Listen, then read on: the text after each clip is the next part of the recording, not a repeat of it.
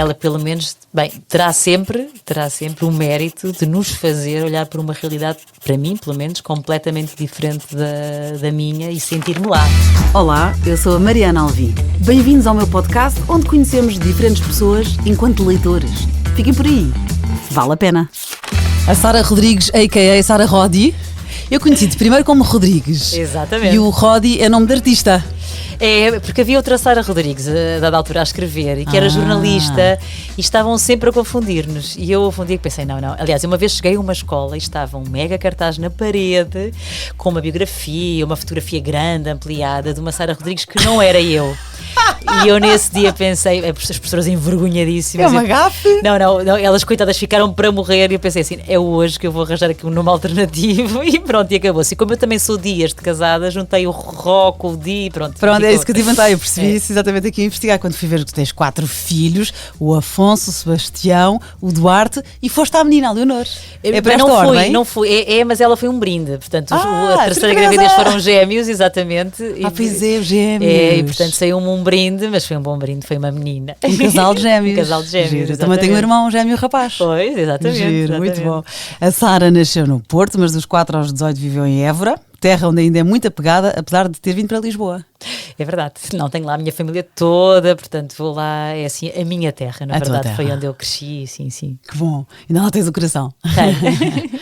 Os teus dias têm mais de 24 horas porque tens 4 filhos, escreves livros, és guionista, dás formação, estás envolvido em 1000 projetos e fazes todos bem. Obrigada, Mariana. Eu às vezes penalizo-me e penso assim, como é que eu faço tanta coisa assim, não consigo fazer nada bem. Não, mas sou muito frenética e pronto, estou naquela fase de tentar abrandar um bocadinho, mas não é fácil, não é? É que eu gosto mesmo de fazer coisas, pronto, gosto mesmo de trabalhar, sou apaixonada por aquilo que faço, mas aquela ideia de quem corre por gosto não cansa, mais ou menos, às vezes cansamos-nos mesmo, portanto, eu estou naquela fase de começar a ter que dosear qualquer coisa. Saber dizer que não há alguma coisa. Exatamente, saber dizer que não é uma arte, eu estou a tentar aprender. Boa, eu acho que tem a ver com a idade, porque nessas idades nós começamos com essa conversa. Exato. Olha, tinhas uma mania, que pergunto se ainda tens, comias tangerinas antes do almoço. Ai, meu Deus! Não, aliás, se calhar foi por causa disso. Eu neste momento eu não suporto sequer o cheiro da tangerina. Fartaste? Fartei-me. É a única fruta que eu neste momento não consigo sequer aproximar-me. Bem, o que é que eu fui tocar? Pontaria. Não sei se teve a ver com essa base, não sei quem diz isso, mas efetivamente tangerina, não. Que engraçado. Foi a Patrícia Muller. Pô, como é que ela se lembra disso, meu Deus? Pois, quando eram guionistas juntas, ela lembrava-se dessa mania, que giro. És muito generosa e muito talentosa, tocas piano. Aliás, chegaste a ir ao Festival da Canção como teclista da banda do Manuel Guerra, que hoje até tem vários álbuns editados. Agora já não entraste nos álbuns porque percebeste cedo que o teu caminho era a escrita. Não, é verdade, sim. Aliás, eu quando fui ao Festival da Canção já fui fazer playback, só lá fazer figura atrás. Não, eu tive formação clássica em piano, mas hoje tenho lá o meu piano, toco muito pouco, infelizmente, mas pronto, mas cresci, fez parte da minha vida, não é? A música e eu hoje escrevo livros, por exemplo, tenho uma coleção chamada Escola das Artes, é porque de facto eu cresci com música, com balé, com pintura, tive a felicidade de poder crescer com todas essas coisas e agora ponho tudo nos livros, portanto agora sou pianista na escrita e fico-me já por aí, acho que já não tenho assim anos de vida para voltar a tocar e a fazer coisas como a música, mas vou continuar a incentivar assim os outros a usarem a música a seu prazer. Olha, e este livro que tu falaste, a Escola das Artes, esta é uma coleção, é uma série, vou dar ao meu filho 10 anos, é a idade boa. É ótima. Pronto, sim, é o meu filho que eu já de vez em quando falo aqui, que tem um desafio para o pôr a ler e eu acho que ele vai gostar. Eu vi o trailer depois dar em filme, mas não lhe vou dizer essa parte.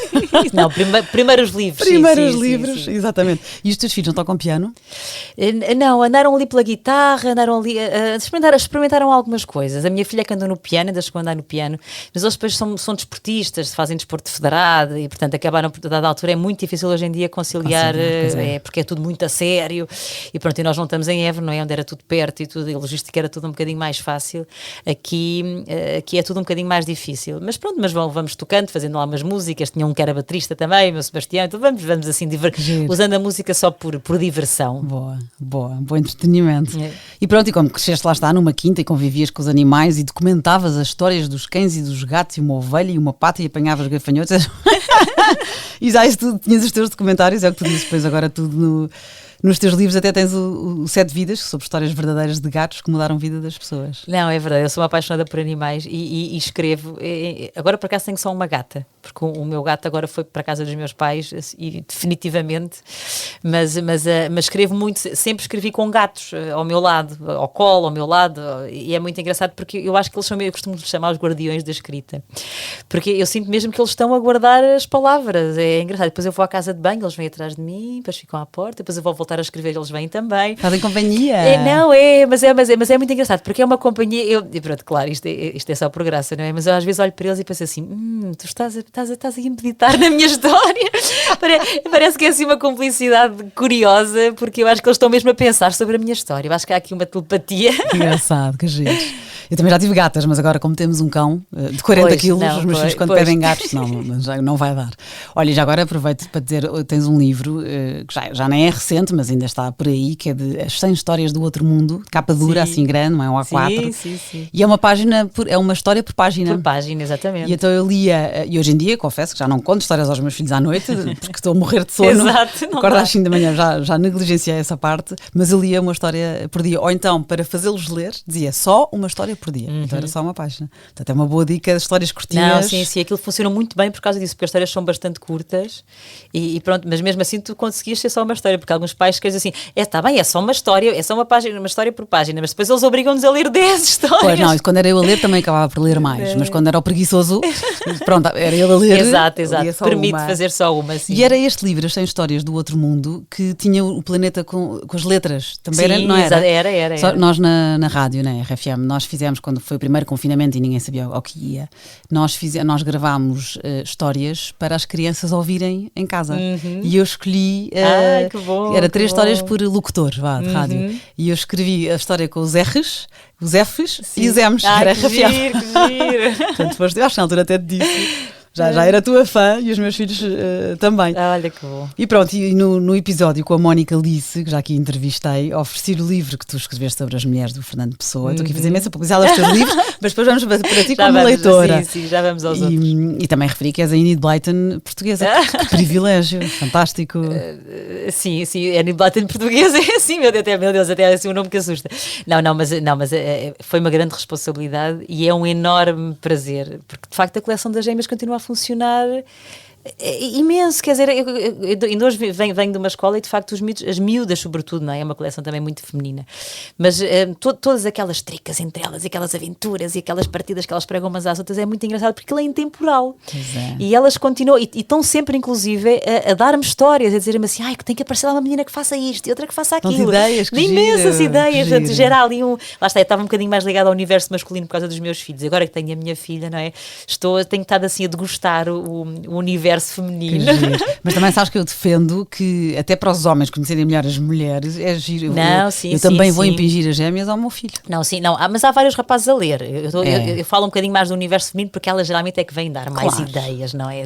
E há mais tendência, claro. Sim, mas é engraçado, mas há vários rapazes a ler as gêmeas. Faz todo sentido, ainda bem. Agora, tanta escrita, o que é que andas a ler e quando e como consegues?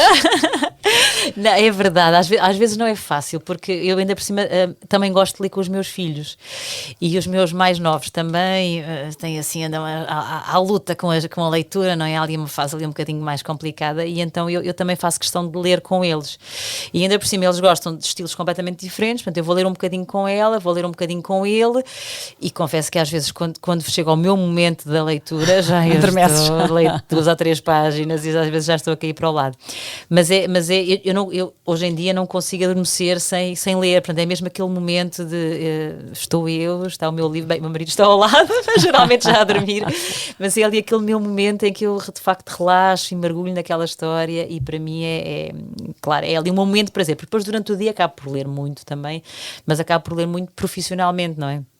Muitos livros das pesquisas para os meus romances ou mesmo para os infantis, como eu gosto muito de buscar temas e meter sempre coisas diferentes, não é? Eu acabo por estudar muito e claro, e os livros é um manancial, não é? Eu vou à biblioteca e estou sempre a requisitar livros daqui, coisas assim, até às vezes muito, muito diferentes, assim, de interesses diferentes, porque eu sou muito curiosa e gosto mesmo de aprender. Mas pronto, durante o dia leio mais profissionalmente. À noite é que aí me permito, aí são os meus livros, aquilo que me apetece mesmo ler. Romances? Sobretudo, sim, sobretudo. É aquilo que eu mais gosto, sim. E tens assim uns autores por quem tens fraquinhos especiais, não é? Saramago? Não tenho. O Saramago eu sou apaixonada. Aliás, eu Saramago, eu lembro-me quando ele morreu, além de ficar tristíssima, pensar assim, e agora? Porque livro é que eu espero? Porque eu estava sempre à espera do próximo livro do Saramago. Até foi a minha mãe que me incutiu isto, porque a minha mãe era fã absoluta do Saramago, a minha irmã ficou fã absoluta do Saramago e depois fui eu. E ainda por cima tive a oportunidade de o entrevistar durante os tempos de faculdade. Fantástico, a Ana Galvão, num dos primeiros episódios, também é muito fã e diz que o desgosto não o ter conhecido, e tu não só o conheceste, como foste à casa dele. Não, eu já fui à casa dele quando ele morreu. Okay. Eu fui a Lanzarote e foi assim uma experiência. Eu estive sentada na cadeira onde ele se sentava a inspirar-se, portanto, no jardim, cá fora, e aquilo foi assim uma experiência. O meu marido só dizia assim, não podemos ir embora. Não, eu ainda estou aqui, eu preciso estar aqui mais um bocadinho. Deixa-me ter ideias. Não, mas só o conheci nesse contexto e foi mau, porque eu não consegui perguntar-lhe quase nada. Eu estava tão, ai meu Deus, e agora o que é que eu digo a este monstro da literatura? Este gigante. Completamente. E Fernando Pessoa também é outro fraquinho especial. Tenho, sim, aliás, daí depois ter cometido a ousadia de ter escrito um livro sobre a vida dele, que foi um grande ato de inconsciência.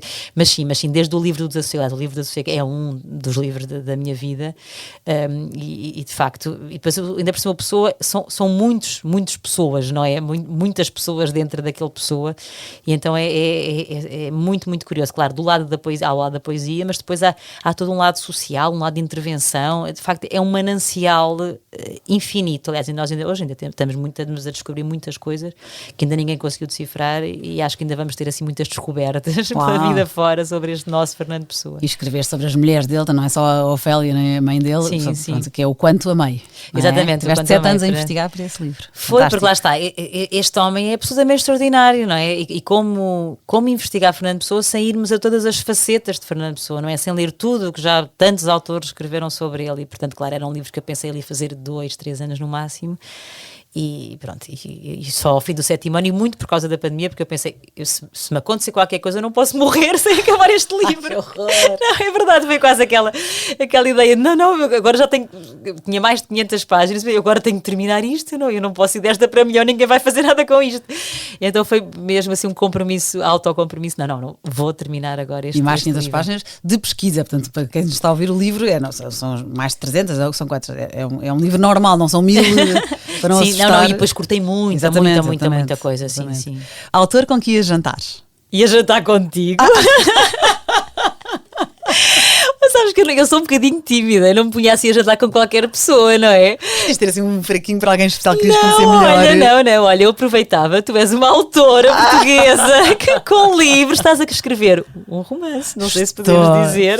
Podemos. Então eu estou muito, muito, muito curiosa sobre o que é que tu estás a escrever, e portanto, giro. com quem é que eu jantava? Contigo, Mariana Alvim, fica já aqui o compromisso. Obrigada, davas-me um boost de confiança porque o meu romance está parado. Não, vai. Eu leio tanto que acho que é péssimo. Não, mas isso faz. Todos os autores, quando estão ao meio do livro, acham que o seu livro é péssimo. Olha, então ainda bem, obrigada, já me deste confiança, vamos jantar. Obrigada. Agora, o livro que tu me trouxeste, há aqui uns livros de tirar o fôlego, e este literalmente chama-se A Peneia, da Tânia Ganho. Sim. Não, olha, sabes, é que eu tornei-me fã do teu podcast. Eu tenho ouvido, tenho tomado imensas notas de livros que quero ler. Que bom. Ainda por cima tu falas muito bem dos livros e dos autores, então eu estou muito curiosa e percebi que, bem, eu tenho aquela noção que há muitos livros que eu tenho para ler, não é? Aliás, eu já tenho, na minha mesinha de cabeceira, eu tenho uma pilha gigante de livros para ler, que eu só penso, quantas vidas é que eu vou precisar para ler isto tudo? E tu, ainda por cima, deste uma nova lista, eu estou agora com mais outra pilha de livros que eu vou querer ler. Não, é ótimo, mas tenho que despachar.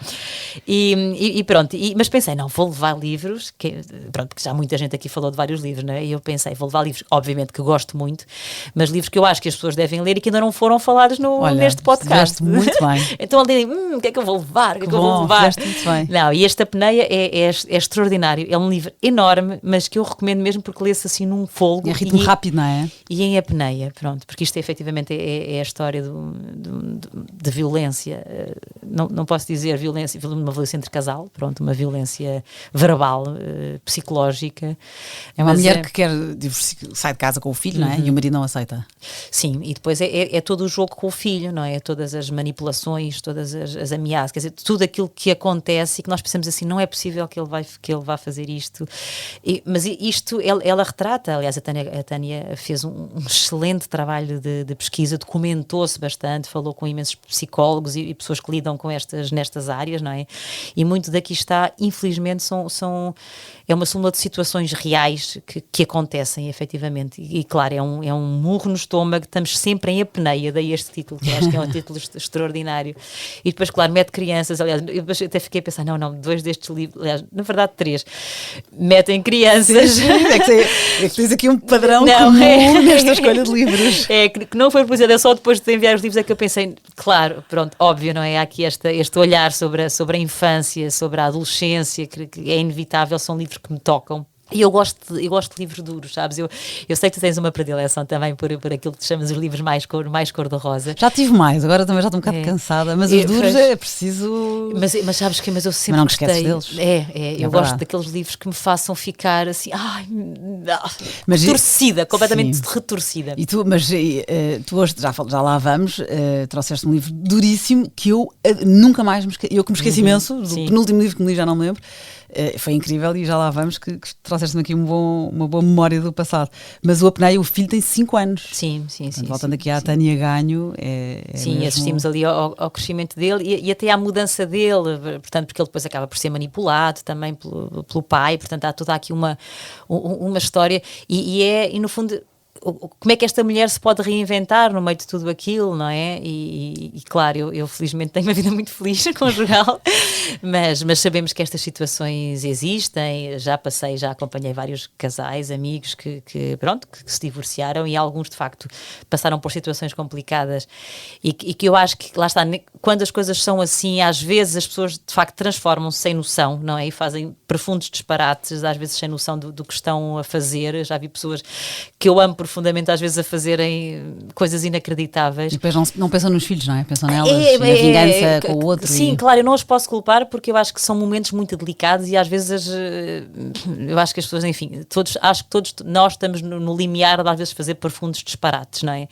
E claro, há situações dessas.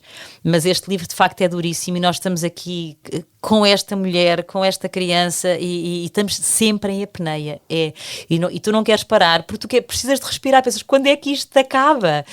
Mas ao mesmo tempo é de uma beleza profundíssima a história desta mulher e de como é que ela depois se reconstrói. É uma história de vida absolutamente incrível e de facto tiro o chapéu à Tânia porque nota-se mesmo aqui um grande trabalho de pesquisa sobre a vida destas mulheres que passam por situações deste género. Sim, ela demorou muito tempo a fazê-lo também, a pesquisar e não é autobiográfico, portanto a Tânia é casada, também está tudo bem. Aliás, a Tânia tem outros livros que ela escreveu, que é A Vida Sem Ti, o Cuba Libre, a Lucidez do Amor, A Mulher Casa e pronto, e esta Apneia, que até está nomeado para o prémio de melhor ficção lusófona, incrível. E assim, porque a Tânia Ganho, o nome dela não era estranho, este livro foi uma amiga minha que me recomendou e disse exatamente isso, Mariana, é duro, é o divórcio, mas lês de um fôlego e é grande, mas tem ritmo rápido. E eu acho que isso é o que eu mais gosto hoje em dia. Quando é um chamado slow burner, quando o livro é muito lento, eu acho que é aí que eu me perco. Quando é rápido, e este é assim. O nome dela não era estranho porquê? Porque ela traduz imensos livros. Ela, sim, é uma tradutora extraordinária. Exatamente. Sim. E então traduz Alice Smith, Chimamanda Ngozi Adichie, que é uma autora que a Catarina Furtado e a Ana Sofia Martins trouxeram. Exatamente. A Anaís Nin, que ainda ninguém me trouxe, mas tinha graça, que é assim mais erótico. Mas pronto, a Tânia Ganho está de parabéns e a Apneia. Outro livro, então, também muito especial, que eu tenho na minha mesa de cabeceira para ler e agora estás-me a dar vontade de acelerar, é o Terra Americana, da Janine Cummins. Sim. Fantástico. Sim. Este livro eu li no início da pandemia. Já andava para ler também há imenso tempo, já me tinham recomendado, várias pessoas já me o tinham recomendado. E lá está, eu andava muito, porque eu tenho andado nos últimos anos a ler muitos autores portugueses. Pronto, trouxe aqui a Tânia, mas podia trazer muitos outros, porque efetivamente há muitos autores portugueses a escrever muito bem. Nós temos aqui, de facto, neste momento, uma panóplia de autores portugueses extraordinária. E depois, ainda por cima, eu cruzo-me com estes autores, não é? E então gosto imenso de conhecer as obras deles e de poder falar com eles, não é? Sobre os livros. Pronto, mas este Terra Americana fugiu um bocadinho, lá está, disseram assim, não, Sara, vais parar tudo e vais... Tens que ler o Terra Americana. Tens que ler este livro. já ofereci a vários amigos, inclusive ao meu pai também, já ofereci, já o recomendei e só me falta ler. Sim. Mas já o conheço bem, na verdade. Sim, pois, exatamente. Agora quando for ler, é assim, eu sei, já sabia. É um bocadinho, mas à mesma quero ler. Não, mas é extraordinário. Eu ouvi dizer que ele está a ser agora adaptado, o que é maravilhoso, pronto, porque retrata um lado que quer dizer, nós conhecemos o México e a droga, os cartéis, aquelas coisas um bocado também das séries, não é? E dos filmes, mas isto é de facto uma mulher como nós, não é? Que se vê envolvida numa situação, portanto, com o filho, a família toda morta, não vou contar muito. Sim, era a Lídia, tem uma vida normal, é dona de uma livraria, bem casada, tem um filho de 8 anos e de repente, pronto, tudo acaba num dia e ela tem que fugir com o filho. E ela torna-se refugiada e nós tornamos-nos refugiados com ela. É extraordinário. Claro que nós andamos todos aqui, eu costumo muito recomendar... Pronto, porque acho que nós todos precisamos de ser refugiados de alguma maneira, nem que seja pela leitura, para conseguirmos perceber, não é, do que é que as pessoas fogem, porque é que fogem, o que é que sentem e porquê, não é? Porque é que as pessoas largam tudo e porque é que... Pronto, claro, esta mulher tem uma história complicadíssima, mas acho que nós... todos, não é? Estamos a lidar com esta questão dos refugiados. Acho que agora com esta crise que se avizinha vamos lidar ainda mais com a questão dos refugiados e é inevitável, todos nós temos que pensar, podia ser eu, não é? Sim, não são só os outros. Não, eu digo muitas vezes aos meus filhos e às vezes conversamos sobre isso, é o que é que nos levaria a pegar na nossa roupa, na mochila, no que tivéssemos mais perto e a fugir daqui.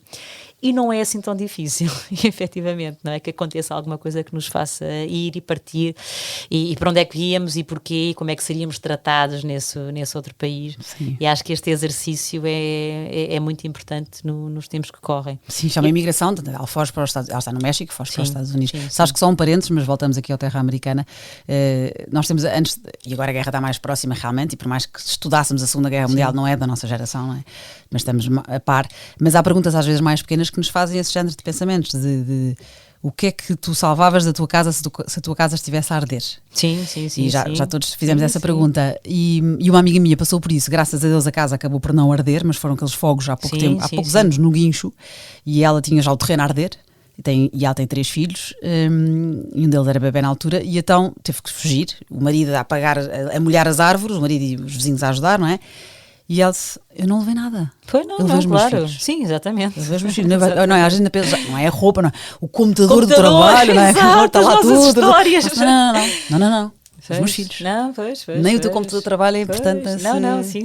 As prioridades, sim. É o essencial, é mesmo. Bolas, sobrevivência, lá está. Lá, sim, completamente. E este livro então, tu adoraste, claro.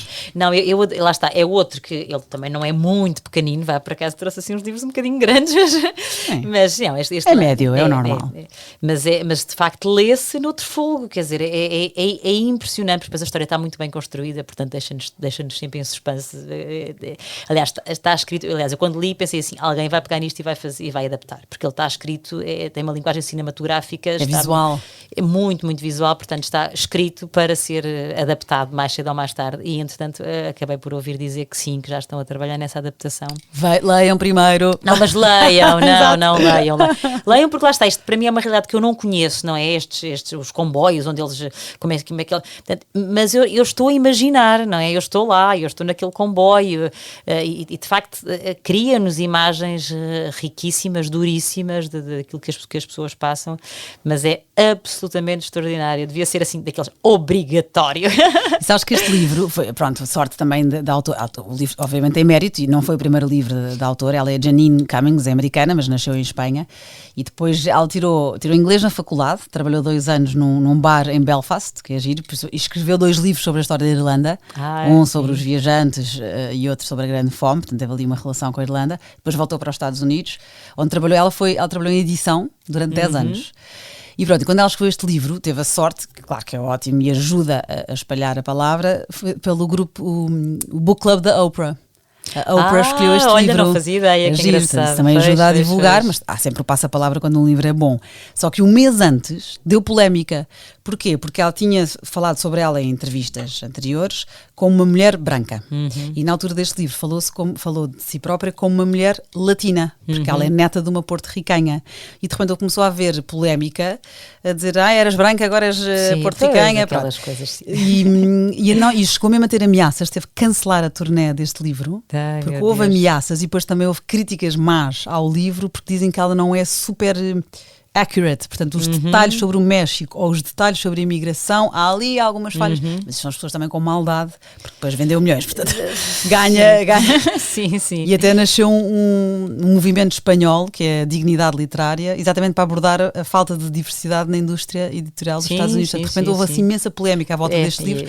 Olha, também mais uma vez, agora acho que sim, exatamente, sim. E andamos todos com a história dos cancelamentos e portanto, enfim, e são outros 500, mas de facto o que eu sei é que ela efetivamente fez um grande trabalho de pesquisa e que passou por aqueles sítios todos e que aquilo de facto agora, ela pelo menos, bem, terá sempre o mérito de nos fazer olhar para uma realidade, para mim, pelo menos, completamente diferente da minha e sentir-me lá, não é? Sim, e estas críticas nem são bem fundadas, não? Sim, é maldade, porque ora é branco, ora é porto-ricanho, ora pronto, aquelas, exatamente, mas tudo saltou para o lado dela. Portanto, é A Terra Americana, da Janine Cummins. E este livro, o terceiro que tu me trouxeste, Sara, eu tenho às vezes...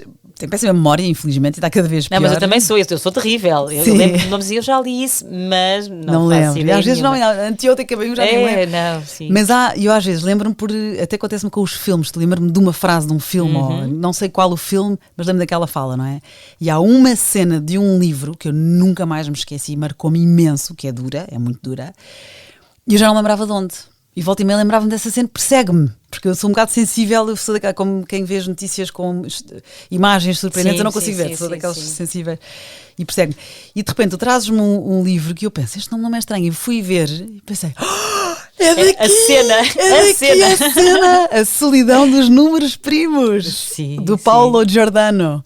Sim, olha, este livro foi-me recomendado por uma amiga minha pediatra, Raquel Marta, que se ela não vê este podcast vai começar a ouvir agora. Porque ela recomendou, porque ela sabe, pronto, ela trabalha muito com crianças, adolescentes, não é? Muito adolescentes, sabe esta minha predileção por estudar, não é? Estas fases e o que é que eles sentem e como e porquê. E aliás, este livro é dela, tenho que lhe devolver. Ela emprestou-me o livro e disse-me assim, vais ter que ler isto. Pronto, e efetivamente... E leste há muito tempo ou há pouco? Não, li há pouco tempo. Okay. Este eu trouxe mesmo porque foi há 2 livros atrás, por aí, e foi um livro que me marcou imenso, porque lá está, pronto, eu não sei o que é que tu tens aí para revelar sobre o livro, mas de facto tudo começa na adolescência, não é? Portanto, aqui na miúdos um bocadinho diferentes do normal, não é? Com os seus dilemas da adolescência, e eu agora vou muito às escolas, escrevo muito para adolescentes e absorvo muitas histórias de adolescentes, aliás, tenho a casa cheia de adolescentes também, não é? E portanto tu depois vais acompanhando estes adolescentes e estas suas diferenças e estas, claro, também tem cenas de bullying, não sei se foi essa a cena que te marcou. A cena foi... Os gêmeos no jardim. Não, essa pronto, cena, é só pois, isso. Não, sim. Antes da festa de anos das crianças. Sim. E até acho que foi antes da adolescência, eram mais pequeninos, não é? Ele era um bocadinho, era. Ele depois conta, exatamente, mas foi isso basicamente que o marcou, não é? Sim, que despoltou tudo, sim. Porque sabes, eu vou muito às escolas com adolescentes, trabalhar agora com adolescentes, com os meus livros, e é muito engraçado, porque tu olhas para eles e as pessoas dizem, aquele não sei quem, aquele... E tu pensas assim, este miúdo tem uma história qualquer. O que é que este miúdo já terá passado? E efetivamente já é raro para dizer, não, mas é que ele passou por isto e por aquilo. Tu pensas, claro. Justifica. Este miúdo está... E claro, na adolescência, tudo aquilo que já se viveu e já se passou, de repente... Não é? Aquilo de repente pode-se manifestar às vezes das piores maneiras, mas estes miúdos têm uma história, estes miúdos precisam mesmo de ser acarinhados, alguém precisa de os ouvir, alguém precisa dizer assim, conta-me a tua história, vamos trabalhar sobre ela. Claro, enfim, e estes miúdos, claro, são muito especiais, passaram por coisas muito, sim, muito cada um tem o seu especiais, trauma, cada um tem o seu trauma, um evento muito concreto, não é? Um acontecimento muito concreto. Então, sim. Ele foi enfim, a história que me marcou é o Mátia e pronto, e depois a Alice teve um acidente que a desfigurou um bocadinho, portanto tem ali... Mas é engraçado o que estás a dizer, é importantíssimo, porque sabes, eu tenho já um adolescente também e ele às vezes faz queixa de um colega ou dos comportamentos de um colega, e há lá especialmente... E sempre que eu ouço, eu digo, mas espera, ele tem alguma coisa. Sim. Ele tem alguma coisa. Só que é difícil os adolescentes perceberem isso. Portanto, eu acho que aqui o mais difícil é tu fazeres com que os adolescentes percebam o que tu acabaste de ser. Que há ali uma história por trás. E então eu tenho o meu filho a queixar-se. Na verdade, há 2 colegas que ele se queixa de coisas diferentes. E eu digo ao Vasco, isso é obviamente a querer chamar a atenção. E se calhar é uma carência, ou se calhar há outra que só não sei... Se calhar os pais dele não estão presentes. Nós não sabemos, não posso, mas por favor, não sejas mau para ele. Não tens que ser amigo, não te vou obrigar, mas por favor não sejas mau, porque há um muito chato e está sempre a olhar para nós, está bem, eu acho que ele quer ser vosso amigo, mas não sabe como, tem dificuldades sociais. A adolescência é difícil, é tramado, mas depois há uns que não percebem isso, porque são saudáveis de...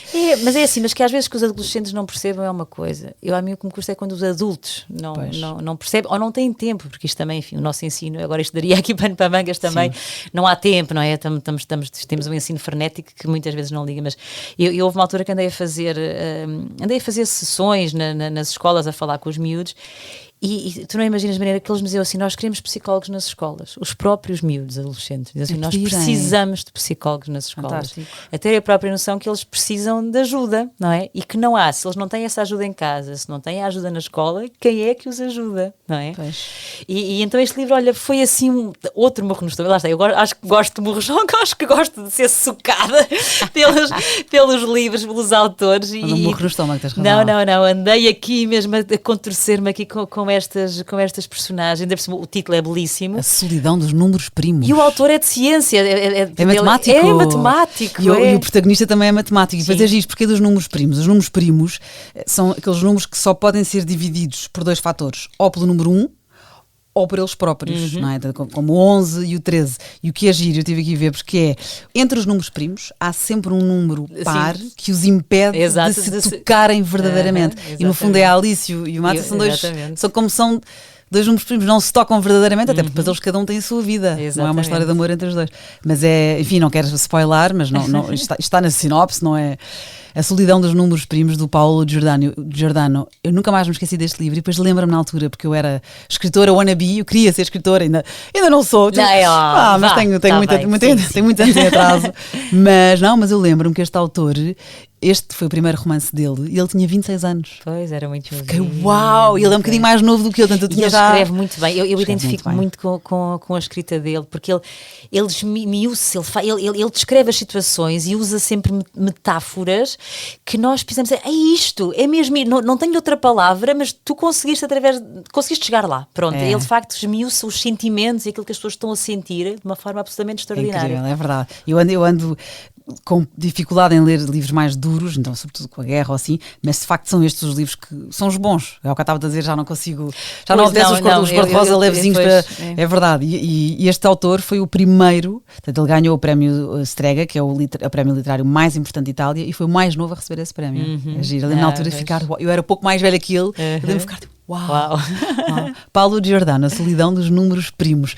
Olha, e agora eu tenho um presente para ti. Ai, meu portanto, Deus. Nós temos aqui só recapitulando os livros, portanto, o Apneia, o Terra Americana e A Solidão dos Números Primos, todos livros incríveis, e adoro que tenhas tido o cuidado de não repetir nenhum. Então, já que venho aqui, é porque eu gosto muito de recomendar livros, não é? Portanto, se gosto de recomendar, também pensei assim, que livros é que as pessoas que ouvem este podcast, o que é que elas gostaram de ler? Então estive ali um bocadinho ali com cuidado a pensar. Dedicada a ouvir o trabalho de casa. Olha, e se quiseres muito rapidamente, falaste-me num de poesia da Cláudia Sampaio, que é o Já Não Me Deito em Pose de Morrer. Olha, porque a Cláudia Sampaio foi nossa amiga comum.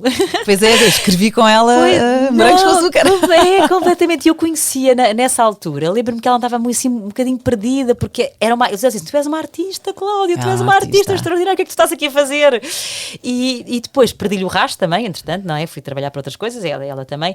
E um dia eu começo a ver, de facto, que ela era uma poeta poeta extraordinária, ela é uma pintora, uma artista extraordinária, e de facto a poesia dela, o meu filho mais velho gosta muito de poesia, e eu já lhe recomendei, já lhe comprei um livro dela, porque ela de facto é absolutamente extraordinária. Eu acho que nós vamos ouvir, guardem o nome dela, Cláudia Sampaio. porque nós vamos ouvir falar muito dela no futuro. E está a crescer, e é uma artista. Eu encontrei como tu, não é? Portanto, fomos colegas guionistas, tu antes de mim, quando tu e nós não chegámos a cruzar a escrever novelas, mas tivemos colegas em comum, lá está. E a Cláudia, eu tinha saído da Casa da Criação, na altura, como se chamava, e a Cláudia escreveu o seu primeiro livro de poesia e convidou-me, eu já estava na rádio, então convidou-me para ler em voz alta um ou outro poema no lançamento. E eu achei uma honra, até estava envergonhada. E realmente também lhe perdi o rasto, e então adorei que trouxesse isto. São poemas escolhidos, então chama-se Já Não Me Deito, em Pose de Morrer. Sim. Também fica aqui a recomendação. E outro livro, também já me tinham falado, ainda não li, O Infinito num Junco, da Irene Valero, é uma espanhola. Sim, é outro livro terrível, porque nós lemos aquilo e ficamos cheios de vontade aliás, tiras notas, imensas notas, porque queres ler tudo. Porque é um livro sobre o livro. Livro sobre a origem livros, exatamente. Literal. Sobre o porquê do livro. E de facto nós passamos a olhar para os livros de outra maneira, se não era o caso. Se nós não tínhamos uma ligação com os livros, depois de ler esse livro, qualquer pessoa fica absolutamente apaixonada pelos livros e percebe como os livros podem ser impactantes na nossa vida. Como é que surgiu, não é? Desde o pergaminho. Na nossa vida não, na história da humanidade. É mais isso. É mais até um livro. Não é um romance, é um estudo, é a origem do livro, sim, literalmente. Sim, se bem que ela depois escreve de uma forma absolutamente extraordinária, cativante, porque são as histórias dentro da nossa história, não é? Tudo ligado ao livro. É absolutamente extraordinário. Recomendo vivamente. O Infinito num Junco, da Irene Valero. Boa, foi considerado por 3 jornais espanhóis, foi considerado o melhor livro do ano, quando saiu. É absolutamente imperdível. Maravilha. Vou deixar estas dicas todas depois no descritivo do podcast. Agora, chegou a altura que eu te vou oferecer um livro. E então, olha, eu já, por acaso, não ando a ler japoneses, mas já tive a minha tara, eu sou grande fã do Murakami, sim, que já não leio há anos, porque li para aí 5 de enfiada. Exato. E depois pensei, ok, agora preciso de um detox de Murakami. Mas sempre que há um ou outro japonês especial, eu guardo com carinho. E então este livro é recente, chama-se O Gato, tinha que trazer um livro de gatos. Uau! O Gato que Salvava Livros. Ai, não conheço! Uau. Então, foi best-seller no Japão. Isto é giro, porque o autor é um médico. Foi o primeiro romance dele e de repente vendeu assim 1,5 milhão. E então foi traduzido, é best-seller em mais de 30 países. Ai, mas agora que estou a ver a capa, eu já vi esse livro à venda, mas olha, lá está, pronto. Por acaso, eu não acho que seja a capa mais feliz do mundo. Mas mas chamou-me a atenção por causa de livros gatos, portanto. Pronto, lá está. Exato. Eu Dimi Gatos é o gato cá à beira-mar do Murakami, sim, que é o gato preto, não é? Claro. Pronto, aqui é um gato ruivo, é um Garfield, em cima de uma pilha de livros, e é o gato que salvava livros, e então a história é muito especial. Muito obrigada. De nada. Então pronto, no fundo, isto é fantasia japonesa. Sim, ou seja, sim. E aí lembra-me, remete sempre ao Murakami também. Não, eu gosto imenso de Murakami, mas estás a acontecer a mesma coisa que tu, li assim vários de seguida e depois pensei, agora vamos. Foi uma fase, não é? É como eu também tive a fase dos cor-de-rosa, agora já não apetece, ou do Young Adult também já tive. Então pronto, mas o gato fala, lá está, e é o miúdo, e o gato que diz, portanto, o miúdo está triste, perdeu o avô. Também tem miúdos, então isto é a minha cara. É um miúdo que vivia com o avô, perto do avô, Okay. que era dono de uma livraria alfarrabista, que tinha livros por todo lado, pronto, e eles têm que fazer viagens. Porquê? Porque têm que salvar, é a missão do gato, salvar livros das pessoas que maltratam os livros e que os prenderam e que os traíram. Então é uma história de altruísmo, de esperança, pronto, e o enorme poder dos livros. Portanto, gatos e livros tinham que ser livros que eu te oferecia. Obrigada, é a minha cara. Olha, foi um prazer, gostei imenso. Olha, também eu, que bom estar aqui. Obrigadíssima. Nada, obrigada. E leiam os livros da Sara, também vou fotografar aqui alguns. Investiguem a Sara Rodi, que é uma grande escritora portuguesa. Obrigada. Beijinho, grande Mariana. Até para a semana a mais.